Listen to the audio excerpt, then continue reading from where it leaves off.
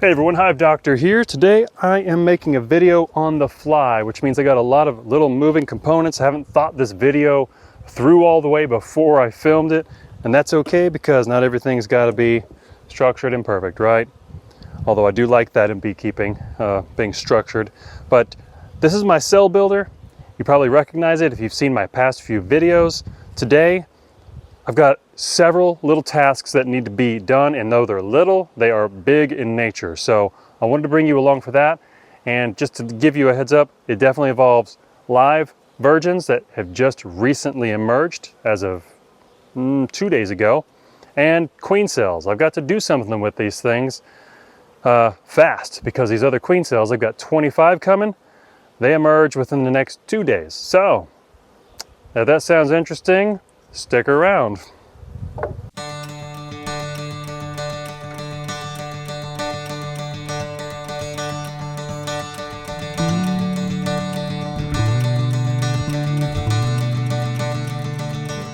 Welcome back, beekeepers. Let's go ahead and pop off this quilting box and get to work. I'm going to set this aside and give you the rundown of what we've got going on with this cell builder as a new learning experience.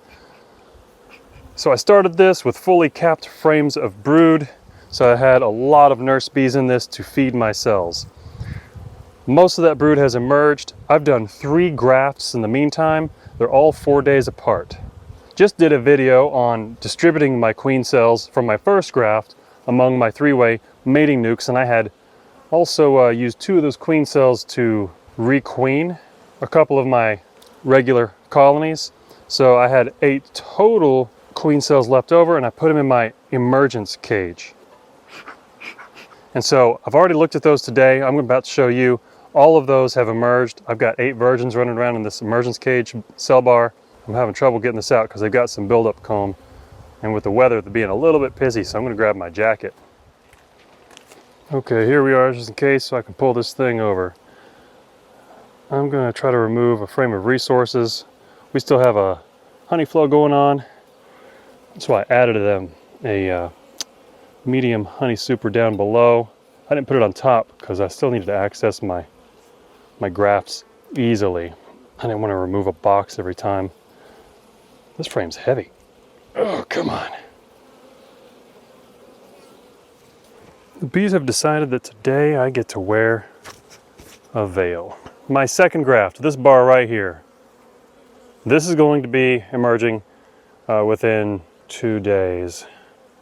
And I've got 25 queen cells on it. And so I've got to put these in my emergence cell bar cage things, but I've only got 2, and right now I'm using 1 of them, so I need to free it up. That's why I've got to take these virgins out of it and install them into some plastic queen cages, which I'm about to show you, and then put in this JZBZ queen cell or queen cage holder, and then I'll put that frame right back in here, and then I'll have those 2 emergence bars freed up for the majority of my second graft here. Here's a good shot. Let's blow these bees away. Oh yeah. Nice looking queen cells. You want to look for that modeling that they do. It kind of makes it look like a morel mushroom. And as you can see, they started building comb in this empty space up here. So we'll be dealing with those in step 2. Step 1 is dealing with the virgins I've got in this emergence cage bar. Let's grab a brush and I'll show you what we've got. These girls are taking care of my queens for me. That's what's awesome about being able to bank queens. And you notice we've got queen cells and live queens in here, and they're taking care of both. All right, you can see the queen cups there. Those are the ones where we've got queens inside. Let's see if we can get a nice up close of one of them. Yeah, there's one. And all 8 of them emerged. I think that's pretty dang good. And the caps that they chewed open in order to emerge, some of them are sitting at the bottom of the cages there, as you can see. Here's one up there, crawling around the top. This cap is still hanging on. So what I've got to do is I'm going to remove this bar, and then we'll take it inside my shed here so that we can work easier without the bees being a problem with getting stung.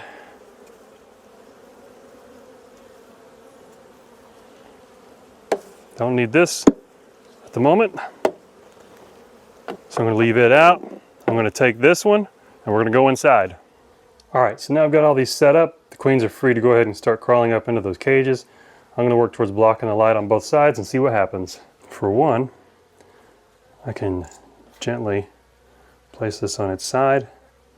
That bottom plywood will act as a block for the light on that side. I'm bouncing it because I got workers under there. I didn't do a very good job of brushing the bees off. And then here, I've got a scrap piece of plywood placed there. And that blocks most of the light and makes the majority of the light shine through these clear plastic queen cages. Here's another good look at a chewed out queen cell. Sometimes when you're looking in your colonies, trying to figure out if the queen is already emerged or not, it won't look like she is because the cap will actually flip back and it will look like she's still in there. But sometimes you got to be aware enough of that to be able to just push the cap open and see, oh, yes she has. Kind of like a Popeye and a can of spinach, can opener style. Once our queens are in here, I'll be able to set these into this cage holder. That way was not working so well, and I think it's because it was on its side, so I'm going to make it to where my queens have to crawl up towards the light. I feel like it's a little bit more of a natural action. So right here we've got our first queen who's come up. She's up in the air, up in the main chamber, so I can go ahead and pull this, block it with my finger. As you can see, we've got her.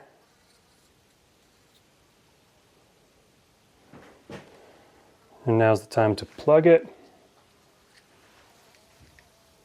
I'm going to do it gently. She's not in that tube. And of course I'll need to get rid of this tag end so I can stick it in the cage holder. So there we go, like so.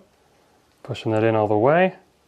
And in the meantime, we've got our next queen. I'm going to lay this here, and it's quite warm in the shed here, by the way. So these queens are good, not like in an overheating sort of way. The temperature is good in here for them. All right, I got my next high-tech piece of toilet paper ready.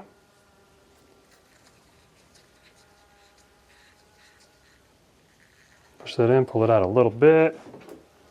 These are the clippers I have available, so that's what I'm going to use. Push that in. Let's go ahead and put these two queens on the cage bar so you can see what I'm talking about. So this is already in place. I've got 8 of these, so I'm going to start just right about here. And it just sits in that simple. I'll alternate them. They don't touch, but they're very aware of each other's presence, I'm sure. There we go. In the meantime, we've got our third one here. And the bees can't chew that toilet paper out. So I'm not worried about that happening and them letting her go, because this is a solid little holder. The bees can't get on the other side of the little tube part. I did have a queen that came up in there. I did have a queen that came up in here while we were putting that third one on the bar, but she's already worked her way back down. And this is a little bit of a slow method, but I'm not in a hurry, and there's probably a better way to do it. But like I said, I'm just getting into queen rearing. I didn't have everything ready. So some of this is, like I said, on the fly. Beekeeping on the fly. So I've got a headlamp on. I've closed all the windows and the door to my shed here, trying to let my headlamp be the light source that they see and want to entice them to come up towards that light, just like any insect loves to do. I'm going to go ahead and get these 5 situated, put them back on the bar, and I'll bring you guys back in just a second. Okay, here's our second graft of 25 queen cells. I'm going to start on the outside. Pop these slowly.